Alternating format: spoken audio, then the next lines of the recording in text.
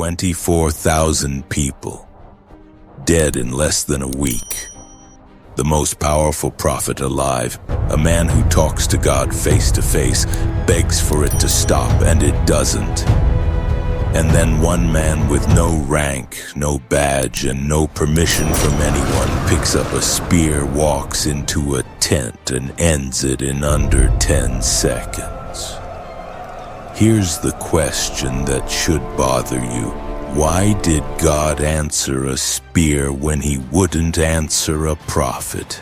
Why does the very next thing God does, after watching a man commit an unauthorized killing in cold blood, is sign the only covenant of peace he gives to anyone in the entire Old Testament? Stay to the end, because the answer is sitting in a fragment of plaster an archaeologist pulled out of the Jordanian dirt in 1967, written by people who had never read a word of this story.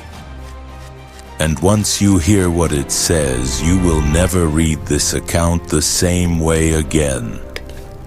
Picture the smell first, because that's what would have hit you before anything else. Smoke from cooking fires mixed with something sharper. Something this camp hadn't smelled in this concentration before. The smell of a mass burial happening in real time, tent by tent, faster than anyone can properly mourn it. Dust hanging in the heat over thousands of goat hair tents stretching toward a ridge line you can still walk today. Somewhere in that haze, a single figure breaks from the crowd and starts moving with a purpose nobody else in this camp has been able to summon in days. This is the Jordan Valley near Mount Nebo, and the man moving through the smoke is a priest. Not a soldier, not a judge, not a king. He has no authority to do what he's about to do. And in the space of a few seconds, he's going to succeed where the greatest prophet in the Hebrew Bible just failed. If ancient mysteries with hard physical evidence behind them are your thing, subscribe now, because this channel exists for exactly this moment. The place where scripture, archaeology, and politics collide, and nobody tells you the full version. Now let's go back to where this actually starts. By the time this story takes place, Israel had been walking for almost 40 years.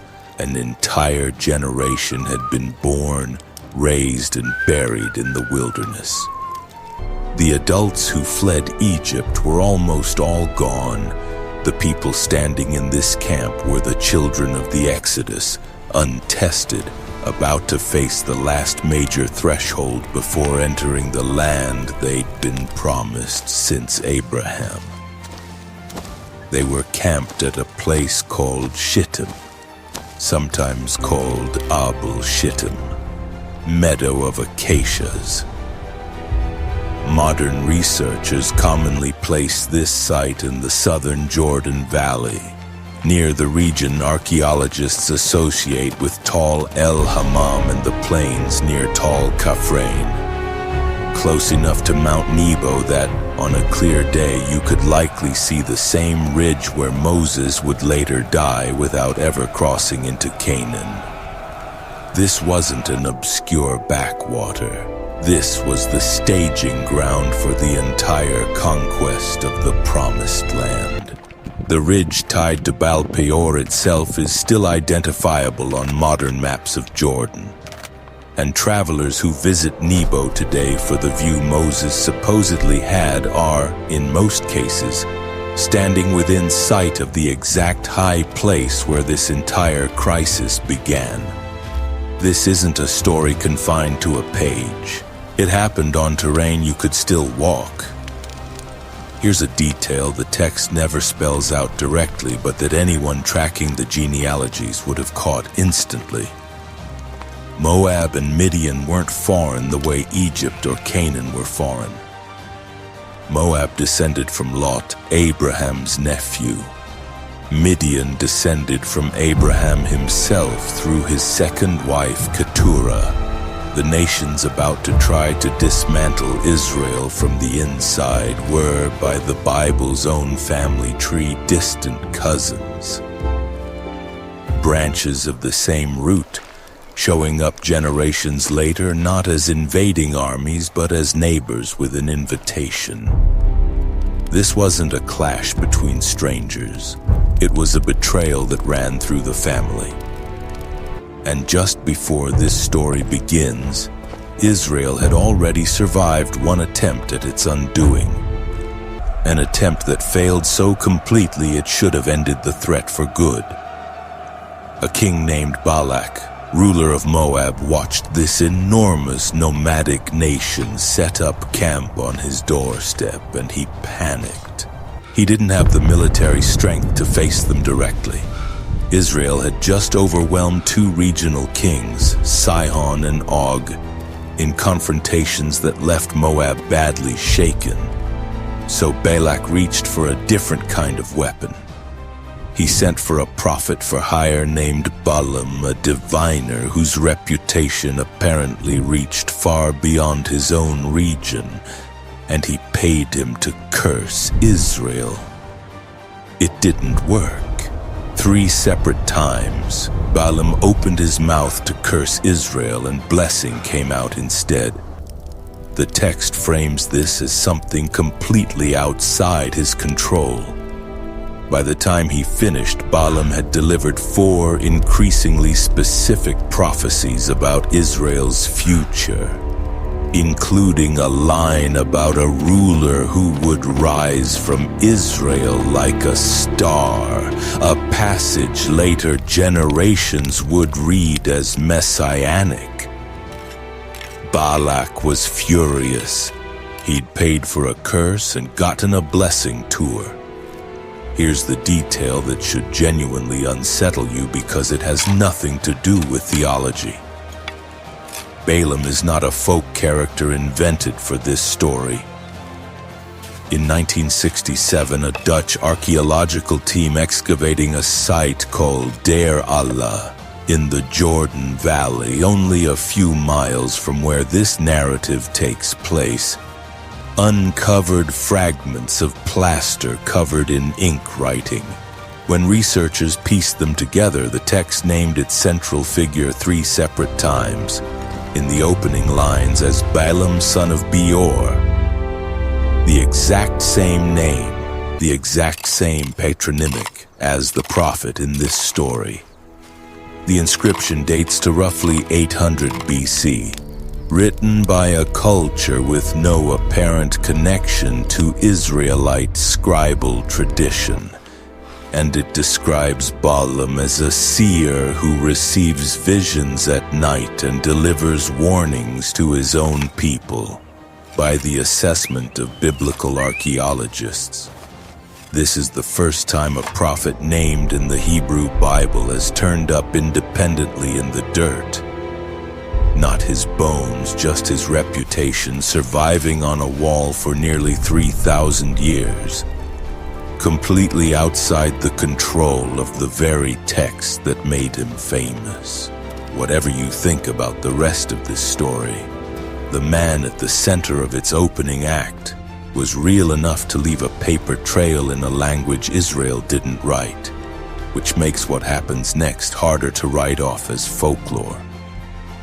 If the curse for hire failed, someone needed a plan B. And the text doesn't let Balaam off the hook for it. Later in Numbers 31, Moses explicitly states that what happens next at Shittim traces back to Balaam's counsel. Having failed to curse Israel from the outside with words, Balaam appears to have advised a different strategy, one that needed no armies and no incantations at all. If you can't curse a people, corrode them from the inside. Find the weak point. For this generation, disciplined by the wilderness but never tested by comfort, the weak point was exactly what you'd expect. proximity, attraction, the slow architecture of compromise. So the women of Moab started appearing at the edges of the Israelite camp, not as a one-time event, as an invitation to meals, to festivals, to the sacrificial feasts of a local deity called Baal of Peor. Peor was apparently a specific peak in the Abarim range, and Baal wasn't a personal name but a title meaning Lord, attached to whichever local fertility god a region worshipped. We don't have to guess at the details. The Ugaritic tablets discovered at Ras Shamra in Syria preserve entire cycles of Baal mythology from roughly this same era, describing him as the storm god who controls rain and harvest, locked in a mythic struggle with death and drought. Worship of a god like this was never a quiet, private affair, based on what archaeologists have reconstructed from comparable Canaanite and Moabite practice. The ritual cycle combined sacrificial feasting, the drinking of wine as a sacred act, and sexual rites performed as worship itself, believed to be the literal mechanism that renewed the fertility of land and people alike. That's likely exactly what made the trap so effective. It didn't arrive dressed up as betrayal. It arrived disguised as hospitality, as feasting, as belonging. And the worship came attached almost as an afterthought. And Israel said yes. The text is blunt about it, more blunt than most retellings are comfortable repeating. The people ate the sacrificial meal and bowed to a foreign god at the exact moment they stood one river crossing from the land promised to their ancestors. Whatever discipline the wilderness built into this generation, it didn't survive an invitation that felt like belonging. God's response was immediate and catastrophic. A plague broke out, not a metaphor, a body count. Tent after tent, the number climbed, and nobody in the chain of command had a way to stop it. Moses ordered judgment against the leaders who'd participated, hoping decisive action from the top would turn back the wrath consuming the bottom. It didn't work. The narrative gives us a haunting image right before the turning point. The entire assembly of Israel weeping at the entrance of the tent of meeting, the one place they could still appeal directly to God, and getting nothing back. No instruction, no relief. Just the count climbing tent by tent while the people who were supposed to lead them stood at the door with nothing left to offer. Sit with that for a second, because it's the detail that makes everything after it make sense. Moses, the man who stood at the burning bush, who came down Sinai carrying the actual terms of the covenant, who talked to God the way the text says no prophet ever would again, was standing at that door doing everything right, and the plague did not stop. If the most qualified intercessor in Israelite history couldn't talk this down, what happens next should not have worked either. And that's precisely the moment a man named Zimri chose to make his move. Zimri was not a nobody. The text identifies him as the head of a family within the tribe of Simeon, a tribal leader, a man with standing, a man whose actions would read to everyone watching as a statement, not a personal indulgence. In full view of Moses, in full view of the weeping assembly at the very door of the tent of meeting, Zimri brought in a woman named Cosbi, herself the daughter of Zur, a tribal chief among the Midianites. and the two of them moved toward a tent together, openly, in what several ancient interpreters read as a calculated provocation aimed squarely at the leadership and at God himself. This wasn't a man sneaking off in shame. This was defiance staged in the one location in the entire camp where it would be most visible and least bearable. Here's a wrinkle that biblical scholars still argue about, one that rarely survives a simplified retelling. The opening verses of this chapter blame Moabite women specifically, but the two people named, identified, and killed at the climax are Israelite and Midianite, not Moabite. Moab and Midian were related but distinct peoples in this period. Some scholars read this as evidence that the chapter weaves together two separate ancient traditions about a single crisis, one about Moabite seduction, one about a Midianite political marriage, stitched together by a later editor.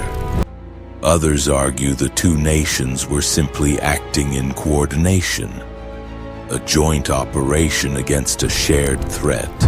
Either way, the text itself seems to be holding two slightly different memories of the same disaster at once, and it never fully tells you which one is the original. Picture the scene exactly as it would have looked. Bodies already being carried out of tents. The whole nation gathered in collective grief at the one place they had left to turn.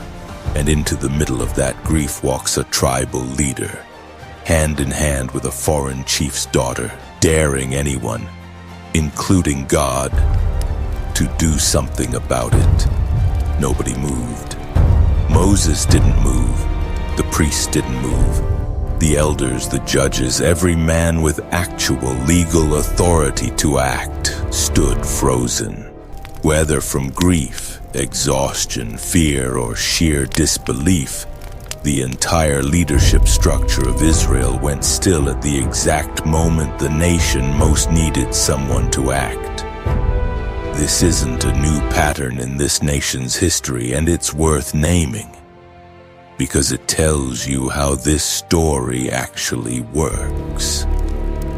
Deborah leads when male commanders hesitate. Jael ends a threat inside her own tent when an entire army couldn't. Ehud acts alone at close range when Israel's official leadership has nothing left to give. Scripture keeps reaching for the same structural twist. The chain of command stalls, and the resolution comes from someone standing just outside it. Phinehas fits that pattern almost perfectly, except for one detail that makes his case sharper than the others. He wasn't an outsider by status.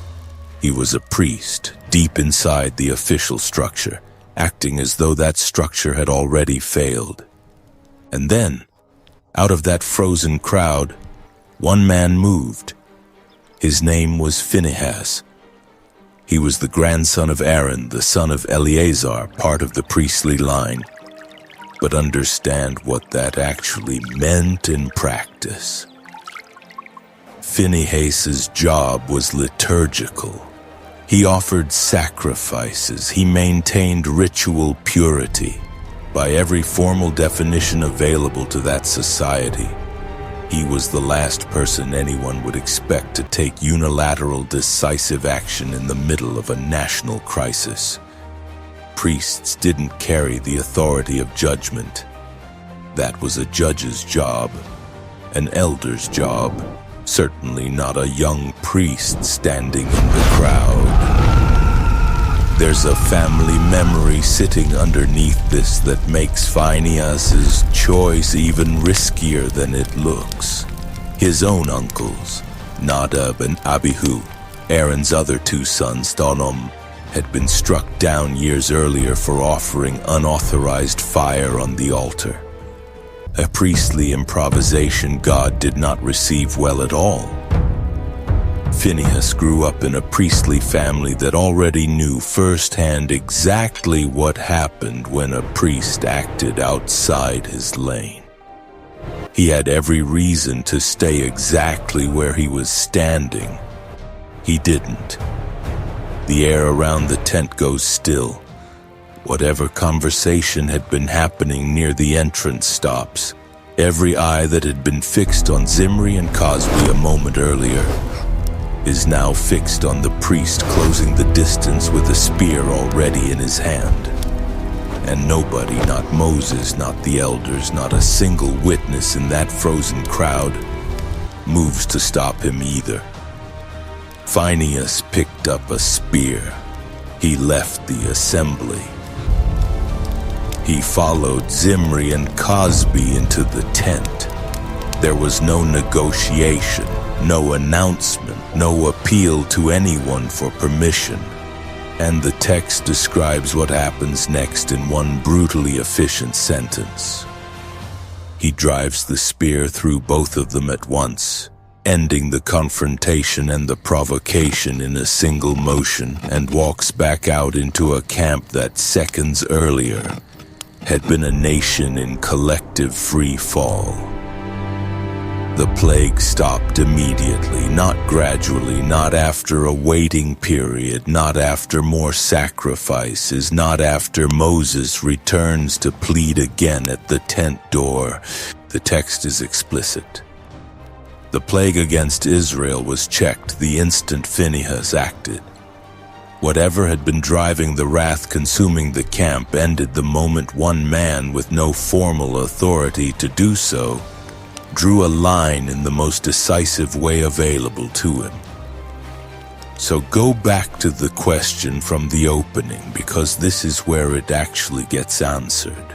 Why did this work when Moses' intercession didn't? Here's what God's own response, recorded immediately afterward, suggests. And it isn't the answer most people expect. God doesn't commend Phinehas for being decisive or strong, or even necessarily for the act of force itself. The specific word used to describe what moved God to stop the plague is zeal. An exact burning identification with what God himself cared about in that moment. The text has God saying Phinehas was zealous for God's honor in the way God himself is zealous for it. This wasn't a man enforcing his own anger. It was a man whose response in that one instant lined up exactly with what the betrayal deserved. A public, unmistakable answer to a public, unmistakable, deliberately staged act of defiance. Moses had been pleading in private at the tent door. Phinehas answered in public in the same arena where the provocation happened. With the same visibility the provocation was designed to have. The plague had been a response to something staged in full view of the nation. It makes a grim kind of sense in the text's own internal logic that what stopped it also had to happen in full view of the nation. And then God does something that should genuinely surprise you, because it's the part almost nobody mentions when they tell this story as a simple morality tale. God doesn't just forgive Phinehas or quietly move on. He makes him a promise, a covenant. The text records God telling Moses he is granting Phinehas and his descendants after him what's described as a covenant of peace and an everlasting priesthood. Specifically because of what happened in that tent. Sit with that phrase because it doesn't resolve as easily as it sounds. A covenant of peace, issued as the direct reward for the single most violent individual act in the entire book of Numbers. Psalm 106 later reflects on this same event and adds a phrase that should stop you cold. that what Phinehas did was reckoned to him as righteousness for all generations forever. A single unauthorized act of zeal committed by a man with no formal mandate to commit it became the foundation of a multi-generational priestly inheritance, described centuries later in the same theological language usually reserved for faith itself. That should make you uncomfortable. It's supposed to. There's a linguistic detail buried in this that most translations smooth over completely. The Hebrew word behind zeal here is kana, the exact same root used a few books earlier in the Ten Commandments, when God describes himself as a jealous God who won't tolerate rival worship. It's the same word. Phinehas wasn't praised for a generically admirable virtue called zeal. He was praised for displaying in human form in one unbearable moment the precise emotional signature the text uses to describe God's own reaction to betrayal. That's not a coincidence the original audience would have missed. It's very likely the entire point. It made the rabbis who studied this text centuries later so uncomfortable that they built an entire strange legal category around it. Later, rabbinic law coined a principle drawn directly from this episode, known as Kana'im Pogin Bo. Roughly, the zealous may strike him. It permitted in the narrowest possible terms the kind of spontaneous action Phinehas took if someone were caught in the exact circumstances Zimri was caught in. But here's the paradox the rabbis themselves never fully resolved. If a person had come to a rabbinic court beforehand and asked permission to do exactly what Phinehas did, the answer they were taught to give was no. The act was only ever legitimate as an unrepeatable, unplanned in-the-moment response, sanctioned after the fact, never authorized in advance. Phinehas became the founding case of a legal category that exists almost entirely to explain why nobody else should try to invoke it. Now here's where the enigma deepens further, because even the text's own record of this event doesn't fully agree with itself. Numbers 25 states plainly that 24,000 people died in the plague. But when the Apostle Paul references this exact event centuries later in his letter to the Corinthian church, he cites the number as 23,000, 1,000 bodies unaccounted for, between two passages of the same scripture describing the same event. Scholars have spent centuries proposing explanations that Paul may be citing only those who fell in a single day, with the remaining 1,000 accounted for separately through formal judgment rather than the plague itself. That the discrepancy reflects different source traditions harmonized imperfectly, that it's simply rounding. No explanation fully closes the gap. The most honest scholarly assessments call it unresolved.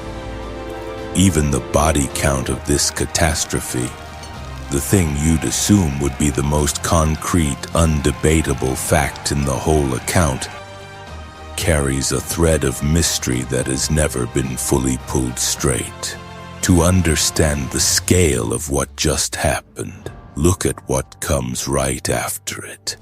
The very next chapter, Numbers 26, is a fresh census of every fighting man in Israel.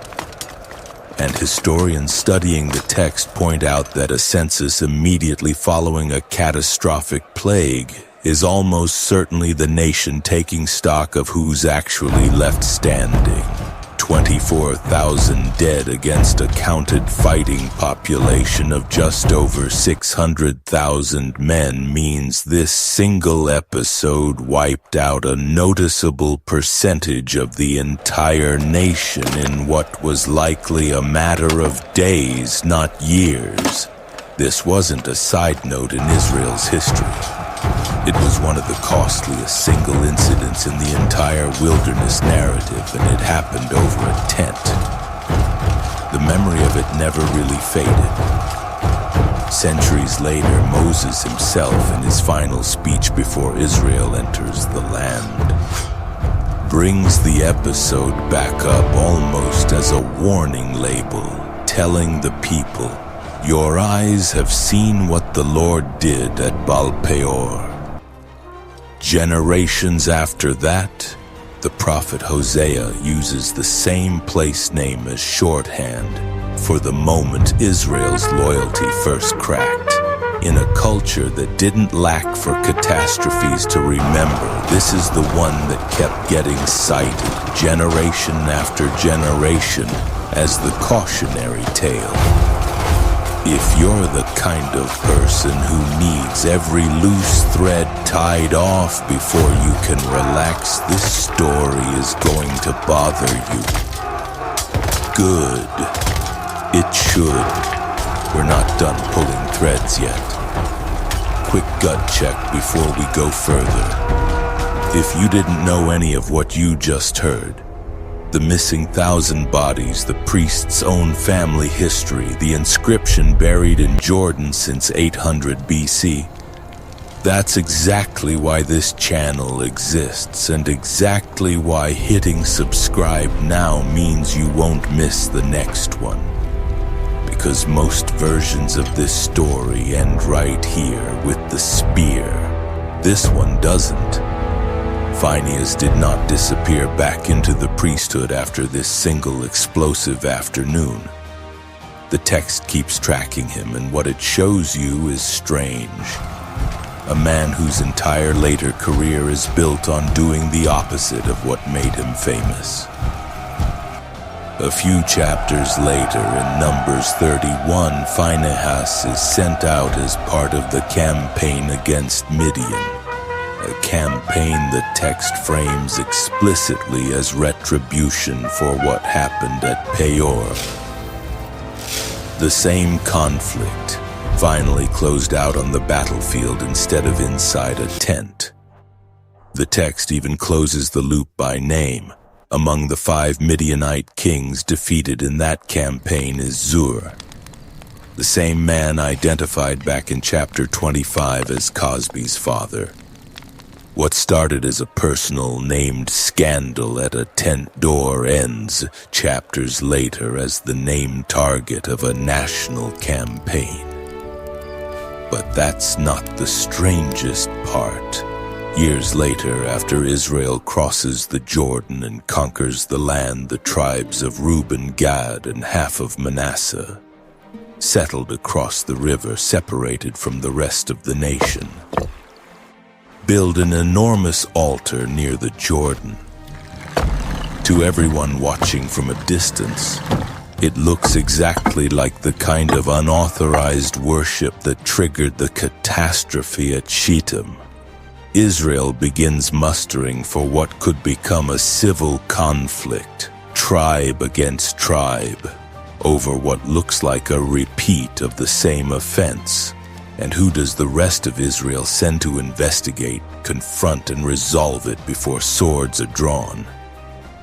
Phinehas, the same priest whose name was, by then, permanently associated with spontaneous, decisive force. Except this time, his entire mission is to listen, ask the right questions, and prevent exactly the kind of violence everyone assumed he of all people would be eager to deliver.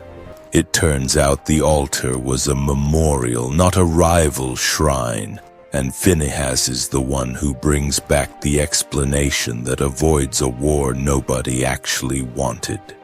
Generations after that, the Book of Judges still lists Phinehas as the priest Israel consults before going to battle against the tribe of Benjamin. The man remembered forever for one unrepeatable act of zeal. Spent the rest of his recorded life as the person everyone trusted to prevent that exact same kind of escalation from happening again. Here's the part of this story that turns it from an ancient incident into something with real historical weight that echoes for over 1,000 years. When the Jewish historian Josephus retold this episode generations later, writing for a Roman audience after the catastrophic fall of Jerusalem in 70 AD, he made a deliberate, telling change. He stripped out the language of religious zeal almost entirely. In his version, Phinehas becomes something closer to a military commander, and Zimri's offense gets reframed as political sedition requiring a disciplined response. Not righteous fury, but a calculated security operation. Historians studying Josephus point out why.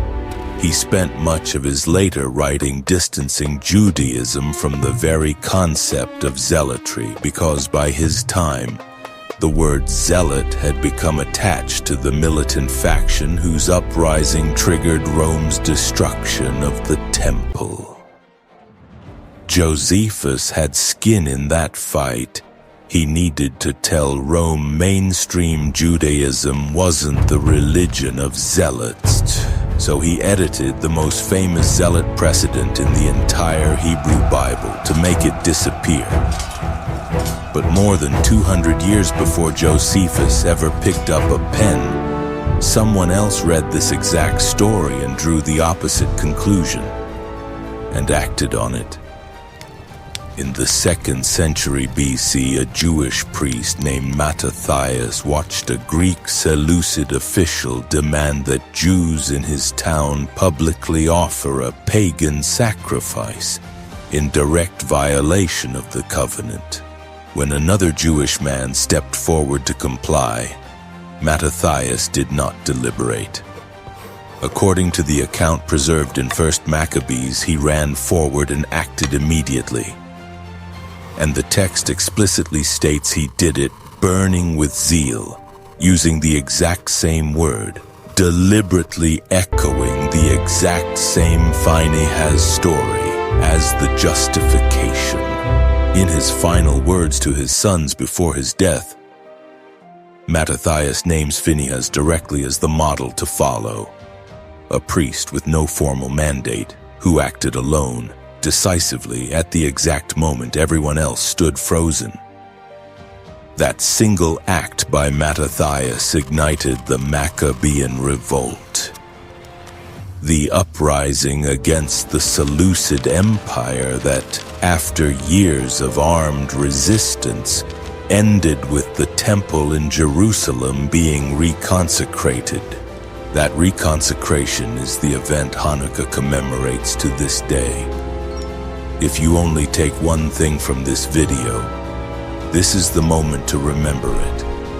A festival millions of people still light candles for right now in the present day exists in part because a man more than 150 years later reached back across the centuries to a priest in a desert tent and said, "That's who I'm going to be like tonight." And the story doesn't stop there, because Jewish tradition kept pulling on Phinehas long after the Maccabees. Later rabbinic and midrashic sources, including the Targum and the collection known as Pirkei de Rabbi Eliezer, make a claim that sounds almost too strange to include, except that it's a genuine, long-standing strand of tradition. They identify Phinehas with the prophet Elijah, not as a metaphor, as the same person reappearing centuries later, The logic, as later interpreters explain it, runs through the one quality both men share more visibly than any other figure in the Hebrew Bible: zeal. Elijah, like Phinehas, acts alone decisively against overwhelming odds in defense of exclusive worship of God. And Elijah is one of only a small handful of figures in the entire Hebrew Bible who, according to the text, doesn't experience an ordinary end at all. He's taken up in a whirlwind, very much alive in front of a witness. Whether or not you take the identification literally, the existence of the tradition tells you something about how this priest was remembered. Not as a man whose story ended in that tent at Shittim, but as a recurring force in Israel's history, surfacing again wherever zeal for God collided with a nation's worst moment. There's one more echo worth hearing before we trace this all the way through, and it comes from a source you wouldn't expect to reach back to a desert plague, centuries after Phinehas, after Mattathias, after the Maccabees. The Gospel writers describe a moment when a man overturns tables in the Jerusalem temple, driving out the people, turning sacred space into a marketplace. The text says his disciples remembered a line from the Psalms in that exact moment. "Zeal for your house will consume me." Same word, same root, same emotional register the Hebrew Bible had already attached to Phinehas centuries earlier. Whether or not you read that connection as intentional, the pattern itself is hard to ignore. Across roughly 13 centuries of recorded religious history, the moment something sacred is being quietly violated in plain sight, this exact emotional category, not rage, not cruelty, but zeal, keeps getting reached for as the only adequate response. Trace the line all the way through. A priest in a desert valley near Mount Nebo picking up a spear with no authority to do so. A covenant of everlasting priesthood granted to his bloodline. A legal category built centuries later specifically to make sure no one else could casually repeat what he did. A phrase, zeal, passed down through Psalms, reinterpreted by a Roman-era historian who needed it erased, reignited by a father in a Judean village who needed it lit, and eventually folded into a tradition that refused to let the man stay dead at all. One gesture, in one tent near one mountain, somehow still shaping the calendar, and the legend of an entire people more than 1,000 years later. So here's the actual uncomfortable core of this story, the part worth sitting with after the video ends. The camp didn't get saved by the most powerful man in it. It got saved by the most unlikely one. A man with no military title, no judicial authority, no political mandate, who simply could not stand still while everyone else did. Moses pleaded and the plague continued. Phinehas acted and the plague stopped within the same breath. And then he spent the rest of his life proving that the same conviction that made him act that day could just as easily stop a conflict as start one. The text doesn't resolve whether that's a comfortable lesson or a dangerous one. It just leaves the gap between intercession and zeal sitting right there in the middle of the account. The same way it leaves that missing 1,000 bodies sitting unresolved between Numbers and Corinthians. The same way it leaves a real prophet's name sitting on a plaster wall in Jordan. that nobody who wrote the Bible ever knew would be dug up 3,000 years later. If this is the kind of story you want more of, the kind where a single ancient sentence turns out to have a 1,000-year afterlife, backed by something an archaeologist actually pulled out of the ground. Tell me in the comments which figure you want unpacked next. There are at least a dozen names buried in these same chapters with stories just as explosive as this one, and most of them have never gotten the full treatment. And if you made it this far, you already know what to do. Subscribe, because the next one goes even deeper.